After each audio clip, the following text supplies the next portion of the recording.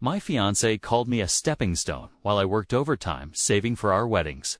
I canceled everything and walked away with my dignity. I'm a 32-year-old male working as a network engineer for a mid-sized tech company in the suburbs, earning $78,000 a year, plus benefits. It may not be Silicon Valley rich, but it's comfortable enough for me to have some savings and not worry when my car needs repairs. My days involve fixing server issues, troubleshooting network outages, and explaining to executives why. No. Karen from accounting can't have admin privileges just because she needs to install something for work. Most people's eyes glaze over when I try to explain what I actually do. They simply know me as the computer guy who fixes things when they break. Let me give you some background about myself since it matters for context. I grew up in a small town outside Columbus, Ohio. Nothing special, just typical middle American.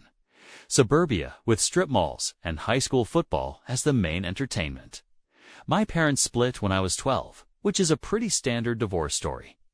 Dad was a factory worker at Honda, and Mom was a pediatric nurse. I lived with Mom during the week and Dad on weekends. They didn't hate each other. They just grew apart, as they say. I was always the nerdy kid who built my first computer at 14 from parts I saved up for by mowing lawns and shoveling snow. I got decent grades, not valedictorian or anything but enough to get into Ohio State.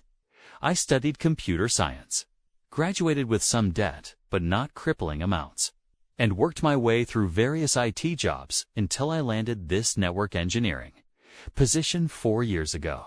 It's nothing exceptional about my life. I have a small group of close friends, mostly guys I game with or know from work.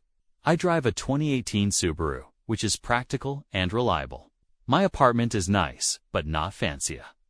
2-bedroom in a decent complex with covered parking and a gym I occasionally use. I've got a 401k that's doing okay and about $65,000 in various savings accounts. Because my dad always drilled into me to have at least 6 months of expenses saved. I listen to tech podcasts and sometimes history ones, play video games, to unwind and watch sports occasionally, but I'm not the guy who gets angry when my team loses. I'm just a normal, stable dude. My fiancée, Amber, is everything I'm not. At 27, she's a marketing coordinator at some trendy downtown agency with exposed brick walls and kombucha on tap, making about $65,000 a year, but living like she's pulling 6 figures. She's drop-dead gorgeous, blonde, gym-toned, and always dressed like she's heading to a photo shoot, even if we're just grabbing groceries. When we first met at my buddy Dave's housewarming party 3 years ago, I couldn't believe. She even talked to me. She was way out of my league, at least physically. I still remember that night. I was in the kitchen getting a soda when she walked up and said, "You're the only guy here not trying to get my attention." Naturally, you got my attention. I mumbled something about not being great at parties. She laughed like I'd said the funniest thing ever. "I'm Amber," she said, holding out her hand. "Mike," I replied, probably looking like an idiot. We talked for 2 hours straight. She seemed genuinely interested in my boring job, asked follow-up questions, and laughed at my awkward jokes. I figured she was just being nice until she put her number in my phone and said, "Text me tomorrow, not tonight." Tomorrow, so I know you're interested, but not desperate. I texted at exactly 1 p.m. the next day, and we went on our first date that weekend. Fast forward 2 years, and I proposed with a ring that cost me $4,800, nearly 3 months' salary that I had to save up for by cutting back on, literally, everything else. I remember eating ramen for dinner 3 times a week for months while still taking her to nice restaurants because it would be suspicious if we suddenly started going to cheaper places. The look on her face when I pulled out that ring was worth every penny, or so I thought. Our relationship seemed good, or so I believed. Sure, there were little things that bothered me. She got annoyed when I didn't want to go out every weekend. And she rolled her eyes when I suggested staying in to watch a movie instead of dropping $200 on dinner. She called me practical to a fault while she maxed out credit cards on designer bags that all looked exactly the same to me. But she seemed to love me, and I loved her. The thing about Amber is that she's obsessed with social media pathologically. Addicted Instagram, TikTok, Facebook, Snapchat, you name it. She's posting on it. Everything from what she ate for breakfast to cryptic quotes when she's feeling deep. I was in a mood. At first, I thought it was cute, then annoying, and eventually, I just accepted it as part of dating someone born after 1990. Babe, no one cares what your lunch looks like. I'd say my followers do. She snapped back. Some of us actually have a social presence. Not everyone wants to be invisible online like you. She had about 12,000 followers, not influencer level. But enough to get free stuff from local boutiques and think she was building her personal brand, whatever that means. Our social media presence as a couple was carefully curated. I appeared in maybe 1 out of 20 posts, usually looking candid after she made me pose 15 times. According to her Instagram, we were this perfect couple who went on amazing dates, took fantastic vacations, and never argued about her spending $300 on a purse when our hot water heater needed replacing. I guess what I'm trying to say is that I knew she was high maintenance. I knew she was a bit shallow, but I thought there was someone who genuinely cared about me underneath all that. Spoiler alert, I was wrong. So, anyway, about a month ago, she told me she was doing a girls' empowerment night with her work friends. Megan and Kylie, just face masks, snacks, and talking about career goals or whatever. She kissed me goodbye around 6:30, texted me at 7:15 with "Miss you already, babe," and I settled in for a night of peace. I ordered a pizza and fired up my gaming PC to play some Elden Ring. Around 11, I noticed something strange. She hadn't posted a single thing all night. This is a woman who takes pictures of her shadow if it looks aesthetic. Not one boomerang of them doing face masks, no group selfies, and no Instagram story of them dancing to Taylor Swift. Odd. I remembered this old burner Instagram account I made about a year ago when I was helping my company test some social media analytics tool. Different name, 2487. No profile picture, 0 posts. I logged in out of curiosity and searched for Amber. There she was. It's on Instagram Live titled Girl Boss Night, with about 45 people watching. I clicked. The camera was propped up on what looked like a water bottle. Amber and her friends were sitting on her friend's sectional sofa, sparkling water and snacks on the coffee table. They were all giggly, talking over each other and acting super energetic. Amber was reading comments from her phone. "Thanks. Jenny loves 94. Yes, this is my natural hair color." Then someone asked, "How's wedding planning going with the IT guy?" Megan leaned into the frame. "Yeah, Amber, is Mike even involved, or are you doing everything?" Amber rolled her eyes dramatically. "Mike is, what's the word? He's so freaking basic. He's financially stable, which is the only reason I'm still with him. Good credit score, no debt, actual savings account, but God. The man wears the same 3 button-downs and thinks Olive Garden is a date night." They all laughed. Kylie chimed in, "But he bought you that fat rock." Amber held up her hand, her 1 1/2 carat diamond sparkling.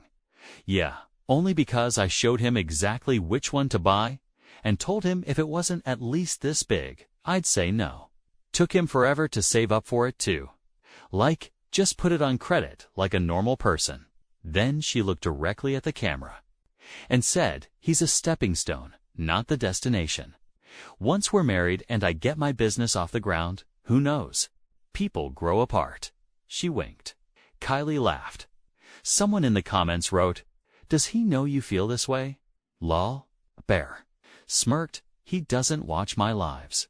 He's probably playing video games like a teenager." Then she took another sip of her sparkling water and changed the subject to some diet she was trying. I sat there, controller forgotten in my hands, feeling like someone had punched me in the stomach. My brain kept replaying her words. Stepping stone, not the destination. 3 years together, engagement, wedding plans, talking about kids someday, and I was just a freaking ATM with a pulse to her. I didn't rage, didn't throw anything, and didn't immediately call her out. I just sat there letting the reality sink in. The woman I thought I was going to spend my life with had just publicly said I was nothing more than a financial plan, a means to an end, a stepping stone. I exited out of the live, but made sure to record the last few minutes using screen recording. Then I turned off my PC, went to bed, and stared at the ceiling until she texted that she was on her way home.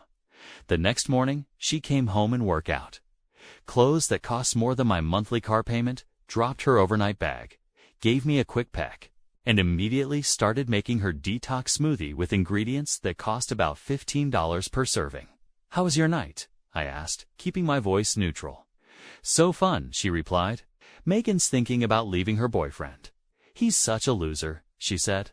I nodded. "Cool. What did you do?" she asked, not looking up from her phone. "Nothing much. Played some games. Watched a movie," I replied. She muttered, already scrolling through Instagram. That's when it hit me. I'd spent 3 years with someone who saw me as nothing but a financial plan. I remembered all the little comments that should have been red flags. "When are you going to ask for a raise? Jake at my office makes way more than you. Can't we go somewhere nicer for vacation? My followers will think I'm dating a broke guy. Don't you want to apply for that management position?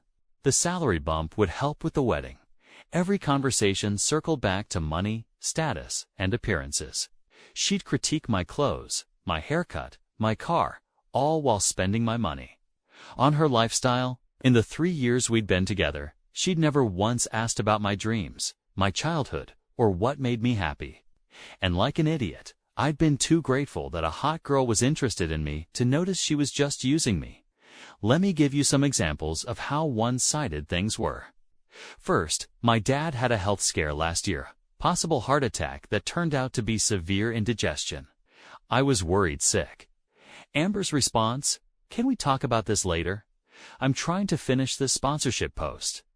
Second, I got passed over for a promotion I really wanted. When I told Amber, she said, "Well, maybe if you dress better for work, people would take you more seriously. Want me to help you shop for better clothes?" Not an "I'm sorry" or "that sucks." Just immediately making it my fault.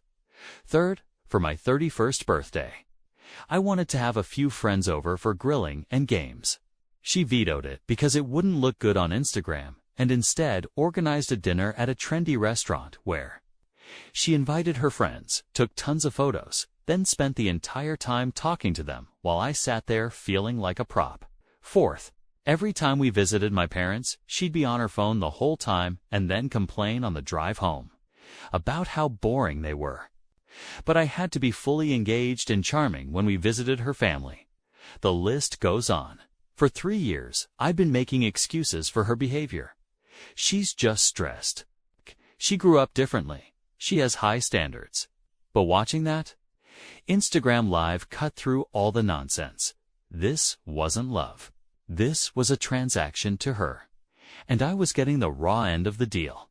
For the next week, I played it cool. I went to work, came home, and acted normal. But inside, I was taking inventory of our relationship, our finances, and our future. Not out of anger, but out of self-respect. Because I realized something. I deserved better than being someone's stepping stone, while Amber was busy posting wedding inspiration boards and honeymoon destination polls. I was methodically untangling our lives. First, I did a full accounting of our finances. Here's how things stood. My annual salary was $78,000 before taxes, and her annual salary was $65,000 before taxes.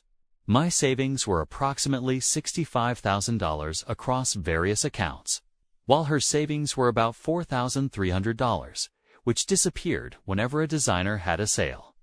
Our joint savings for the wedding and honeymoon was $32,400, of which I had contributed $28,000. My retirement accounts totaled $112,000. Her retirement accounts, $0, because that's for old people.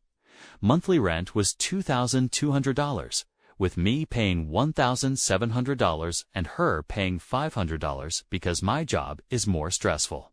Utilities were 100% me. Groceries were mostly me, except for her specialty items, which she bought. Her credit card debt was $22,000 across 4 cards, while my credit card debt was 0 because I pay it off monthly. Looking at it laid out like that was a wake-up call. I was being financially drained while she was living beyond her means on my dime. Next, I called the venue where we booked our wedding, which had a $15,000 deposit, mostly from my savings. I explained the situation to the manager, a middle-aged woman named Karen. "So, you're calling to cancel?" she asked. "Not exactly," I replied. "I'm calling to see if I can transfer the reservation to a different name and get my deposit back. My fiancée publicly announced she's only marrying me for financial stability and plans to leave me once she gets what she wants. I have video evidence." Silence. Then she said, "Let me see what I can do." Karen came through. Not only did she agree to refund my deposit, but she also put a note in their system that Amber couldn't rebook the date if she tried. The refund would take 30 days to process, which worked perfectly for my timeline. Next, I contacted our honeymoon resort in Bali about an $8,200 package, which was fully refundable up to 60 days before. Easy. I called my bank and explained I needed to separate our finances discreetly. The joint savings account had about $32,400 in it, roughly $28,000 of which was my contribution. I had documentation of all my deposits. The banker helped me transfer my portion to a new private account at a different bank. Then, I called my landlord. We had moved into my apartment when we got engaged, but only my name was on the lease. I needed to break my lease early, I explained. "Personal emergency," I said. "That's a $2,000 fee," he replied. "What if I find you a new tenant?" I proposed. "We'd waive the fee." Perfect. I had a buddy whose lease was ending the following month. He was looking for a place, and my apartment fit his budget. Win-win. I booked a small furnished apartment across town, a month-to-month lease for $1,800 per month, which was less than I was paying for a larger place. I arranged for movers on Thursday, when Amber would be at an all-day marketing conference. The final touch was to revisit the Instagram Live. It was still up. I recorded the entire thing, had it transcribed, and saved screenshots not for blackmail, but for closure.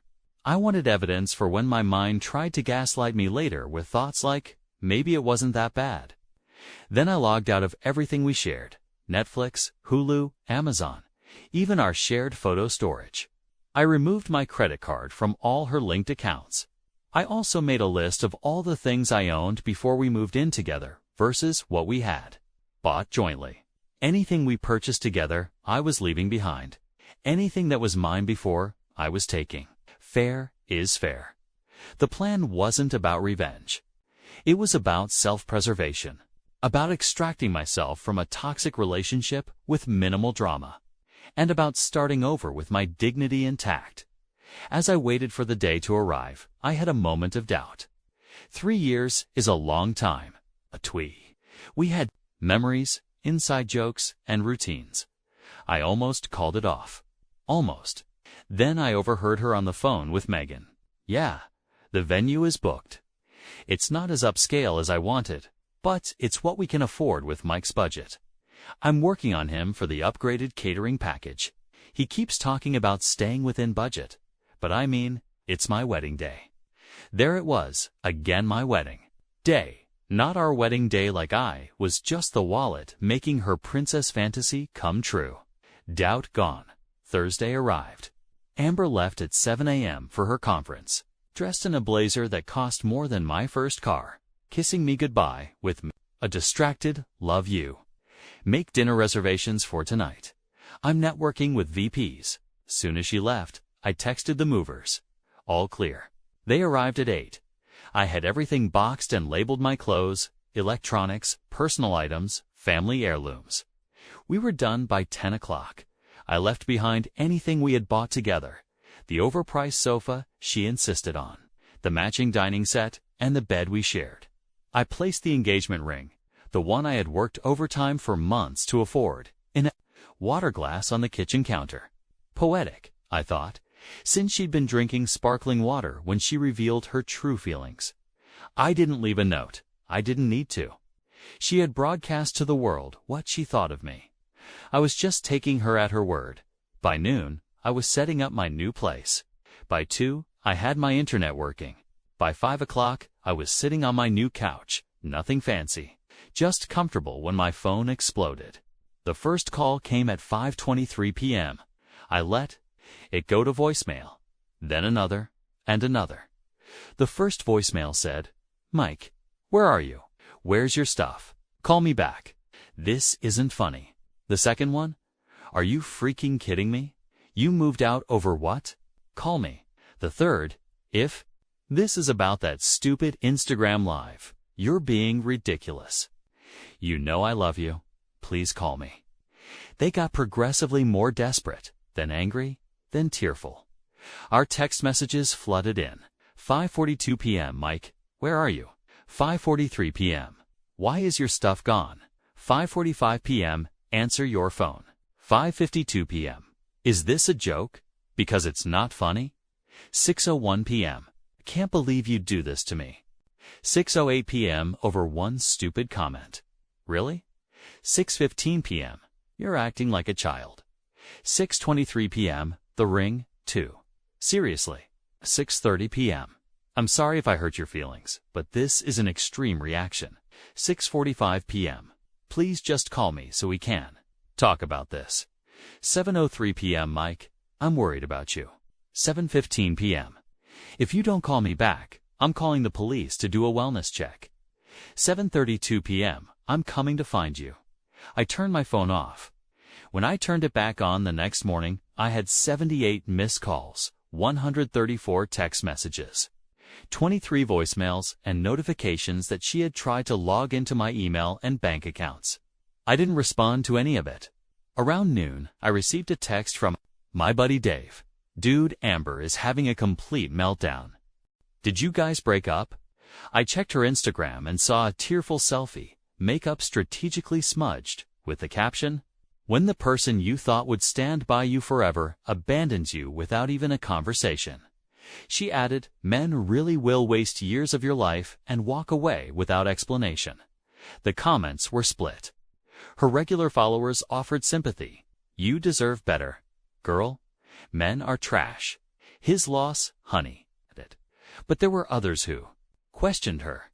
"Wasn't this the guy you called a stepping stone on your live? Didn't you say you were only with him for financial stability? I saved that live. Want me to post it?" She was frantically deleting comments, but they kept coming. By evening, she showed up at my new place. I still don't know how she found my address, probably through a mutual friend. The building has secure entry, so she couldn't get in. I watched from my window as she stood outside, calling my name, alternating between sobbing and screaming. "Mike, please, I didn't mean any of it. It was just stupid girl talk. You can't throw away 3 years over one mistake. I love you. The wedding is in 4 months. What am I supposed to tell people?" I felt nothing. Not anger, not heartbreak, not satisfaction, just peace. It was like I had removed a parasite that had been draining me for years. Eventually, security asked her to leave or they'd call the police. She left, but the texts continued. "You're being so immature. Can't believe you did this to me. What about the venue? The flowers? My dress?" Notice how it was all about her. Not once did she say she missed me. Just what I provided. The final blow came when she realized what else I had done. "Why is my credit card declined? Did you cancel?" Our cards, I hadn't. I'd simply removed mine as the backup payment method on her maxed out cards. I finally sent one text. "You said I was a stepping stone. I'm just helping you move on to that destination you mentioned. Good luck with your journey." Her response came immediately. "That's not fair, and you know it. I was just talking nonsense with my friends. Everyone does that." I didn't reply. She tried a different angle. "What about all the wedding deposits? We're going to lose thousands of dollars." I didn't reply. She escalated. "My parents already bought plane tickets." What am I supposed to tell them? I didn't reply. She tried guilt. I thought you were different. I thought you really loved me. I didn't reply. She tried threats. I'm going to tell everyone what a jerk you are. I didn't reply. She tried. One last plea? Can we please just talk in person? I still love you, Mike. After 24 hours of silence from me, she posted again on Instagram. This time, it was an angry rant about how men can't handle strong women, run away from confrontation, and break promises when things get tough. Again, the comments were mixed. Her die-hard followers supported her, but others were skeptical. Someone had apparently recorded parts of her Instagram live, and it was circulating. Her attempts to play victim were backfiring. I still said nothing. A week passed. I went to work, came home, and started rebuilding my life. I told my boss what happened in case Amber tried to contact me at work. He was supportive and said to take time off if I needed it. I didn't. I got texts from mutual friends asking what happened. I kept it simple. Amber made it clear she was with me for financial stability, not love. Some understood, while others thought I was overreacting. I didn't care. The hardest part was dealing with her family. Her mom called me crying, asking, "What happened?" I liked her mom. She had always been kind to me.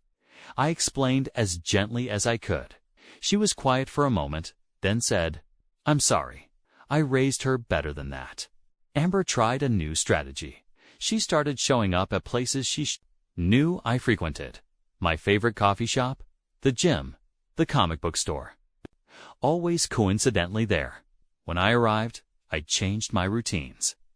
Then she tried using mutual friends, asking them to talk to me to arrange accidental meetings. Most refused, and those who tried got shut down quickly. I made my feelings clear. I was just respecting her honesty. Throughout it all, I maintained radio silence with her directly.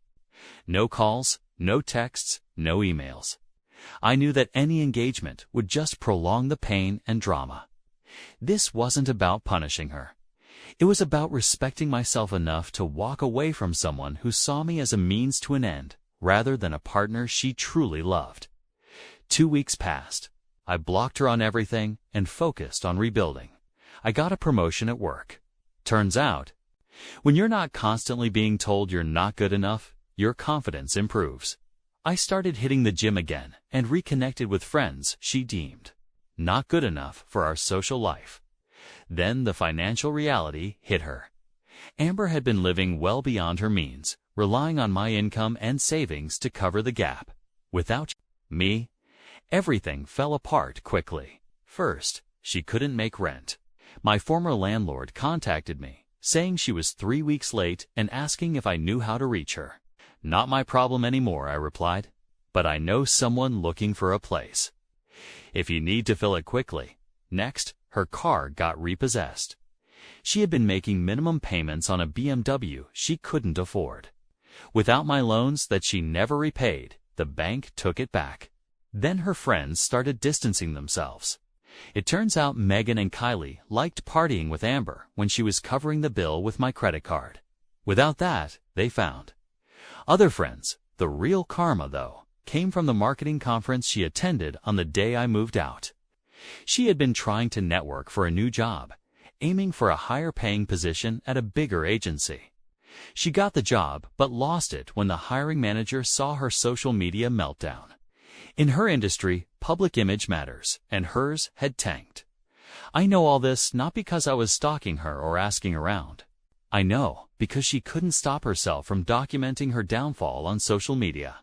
Interspersed with cryptic quotes about betrayal and finding your strength. She emailed me from a new address since I had blocked her main one. "Mike, I'm desperate. I can't make rent. My car is gone. I might lose my job. I know I don't deserve it, but I need help just to get back on my feet. I'll pay you back. I swear. Please, I have nowhere else to turn." I waited 3 days, then replied, "That sounds really challenging. Have you considered that maybe this is just a stepping stone to something better? People grow apart from their financial problems all the time. Good luck with your journey." Was it petty? Maybe. but it felt darn good to throw her words back at her. She must have shown my response to someone because my phone blew up with texts from her friends calling me heartless, cruel, a monster for abandoning someone in need. I sent them all the same thing, a link to the saved Instagram Live where their friend had revealed her true feelings about me. The text stopped. Around this time, I got an unexpected message from Kylie, one of her friends who had been there during the infamous live. "Hey Mike, I know you probably hate me, and that's fair, but I wanted to say I'm sorry for laughing along with what Amber said that night. It wasn't cool. She's been saying that kind of stuff for a while, and I just went along with it. You seem like a good guy, and you deserved better." I appreciated the apology, but didn't pursue the conversation. I was moving on. The final update came last week. I heard through mutual friends that Amber had to move back in with her parents in the suburbs. Her personal brand collapsed when someone created a compilation video of all her materialistic posts alongside the clip of her calling me a stepping stone. She lost most of her followers, and with them, her identity. Her parting shot was a long Instagram post about her journey of self-discovery and how she was taking time to reflect on toxic relationship patterns. She never admitted what she did wrong. She never took responsibility for her actions. Classic Amber. Meanwhile, I'm dating again. Nothing serious, just enjoying meeting people who actually want to know me, not what I can provide. My new apartment feels like home. I'm saving for a house now, one that I'll buy because I like it, not because it'll look good on someone's Instagram. Sometimes I think about how close I came to legally binding myself to someone who saw me as nothing but a wallet with legs. It would have meant alimony payments, possibly child support, years of manipulation and gaslighting, all avoided because she couldn't resist the validation of strangers on a live stream. The wedding would have cost me $35,000. The divorce would have cost me much more. Instead, I invested that money in myself. Best return I'll ever get. It's been just over 6 months now since I walked away from Amber and that life. I thought I'd give you all an update since the original post received so much attention. First off, thanks for all the support. The comments and messages really helped during those first few weeks when I was second-guessing myself. To the few who called me a jerk for how I handled it, maybe you're right, but I don't regret it. So, here's where things stand. That promotion I mentioned turned into an even better opportunity. One of our clients offered me a position as their IT director, $110,000 a year, plus bonuses and stock options. I took the job. It was the first time in my life I'd earned a 6-figure salary. The irony wasn't lost on me. This happened right after Amber complained about how little I was making. With that new income, I bought a house, nothing extravagant. Just a modest 3-bedroom ranch in a nice neighborhood with good schools. I'm thinking long-term here. The down payment came from what would have been our wedding fund. Every time I walk through the front door, I feel a sense of peace, knowing it's mine. No one can tell me what color to paint the walls or complain that my furniture isn't aesthetic enough. The dating scene has been interesting. I've gone out with a few women, some great, some not so great. Nothing serious yet, but I'm not rushing. The difference now is that I'm looking for a partner, not just someone who looks good in photos. I want someone who asks about my day and actually listens to the answer. Someone who doesn't see my stability as something to exploit, but rather something to match. As for Amber, I've kept my distance, but it's a small city, so I hear things. She's still living with her parents, still posting inspirational quotes and selfies, but her engagement numbers have tanked. She tried to rebrand herself as a personal growth coach, but that didn't take off. Last I heard, she's working at a retail store in the mall, the same one she used to make fun of people for shopping at. The funniest part, she's dating some guy who looks exactly like me. Same build, same hair color, similar style. But from what mutual friends tell me, he drives the least luxurious car he can barely afford and lives in a fancy apartment that's eating up 50% of his income. All flash, no substance. It seems she's found her match. Her final attempt to contact me came about 2 months ago. She sent a handwritten letter to my new house, still not sure how she got the address. It was pages and pages about how she'd grown and changed and realized what's truly important in life. She ended it by asking if we could get coffee sometime. I didn't respond. Some people asked in the comments of my original post if I ever felt bad about how things turned out for her. The honest answer is, sometimes briefly. There were good times in those 3 years, moments when I thought what we had was real. But then I remember her face on that Instagram Live, the casual cruelty in her voice when she called me a stepping stone, and any guilt evaporates. You know what's funny? If she had just said those things in private to her friends, I probably never would have known. I might be married to her right now, thinking she loved me while she planned her exit strategy. In a weird way, her need for social media validation saved me from a much worse fate. So that's it.